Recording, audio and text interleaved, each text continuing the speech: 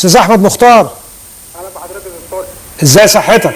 الحمد لله تمام. احمد، يا ريت تقول لي سريعا الاحصائيه اللي انت عملتها عن اللاعبين الافارقه في انديه القمه الاهلي والزمالك والاسماعيلي خلال الالفيه الجديده. تمام، هو بالترتيب كده بالاكثر اللعيبه الافارقه اللي لعبوا في الدوري المصري من سنه 2000 في الاسماعيلي وفي الاهلي وفي الزمالك. طيب تمام. 23 في الاسماعيلي. تمام. منهم 20 يعني 23 لاعب اجنبي، منهم 20 لاعب افريقي. 23 لاعب اجنبي لعبوا في الاسماعيلي 20 لاعب في الالفيه الجديده. ايوه. طيب اشهرهم طبعا هقول عبد الرحمن تراوري، هقول عبد القادر البرازي، افتكر جون اوتاكا. اوتاكا والبرازي حارس مرمى الفريق المغربي المنتخب المغربي، وفي تراوري عبد الرحمن تراوري طبعا، وجودوين كان موزمبيق. صحيح.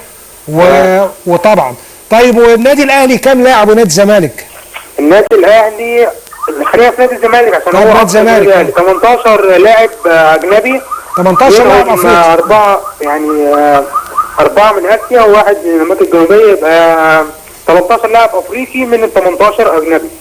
يعني في جنسيات اخرى، يعني مثلا زي ما كان في صالح سدير من العراق، في يعني لاعبين من اسيا، وحسين ياسر محمدي وعماد محمد. جميل. وافارقه في 13 لاعب. ايوه. طيب، وبالنسبه للنادي الاهلي؟ بالنسبه للاهلي 14 لاعب. 14 لاعب، اعتقد ابرزهم فلافيو.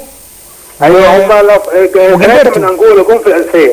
وجilberto ويفيلينو، الثلاثه بالظبط هم طيب. الثلاثه اللي من انجولا. احمد، هنتواصل ان شاء الله بصفه دائمه، تحضر لنا كده احصاءات جميله بنسعد بيها طبعا، خاصه بالكره الافريقيه وباللاعبين الافارقه، وسعداء جدا بمشاركتك. شكرا ليك استاذ احمد مختار.